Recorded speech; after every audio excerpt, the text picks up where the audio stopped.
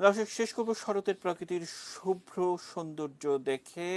বাংলা কবিতায় গানে শরতের বন্দনা, প্রশান্ত এবং ঋতুর আগমন। নাগরিক চোখ যখন প্রায় এড়িয়ে যায় তখন ফুলে ছুঁয়ে ছুঁয়ে যায় কাশবন।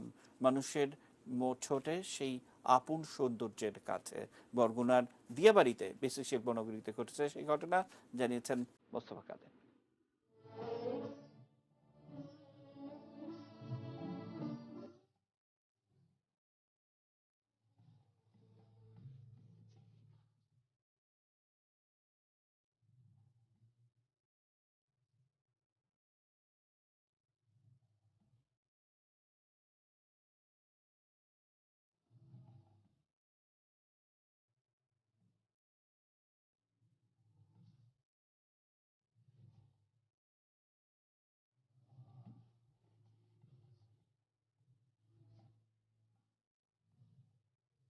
জায়গা আসলে খুব ভালো লাগে, অনেক সুন্দর একটি জায়গা। আমরা ফ্রেন্ডদের নিয়ে আমরা আসছি মানে ঘোরার জন্য।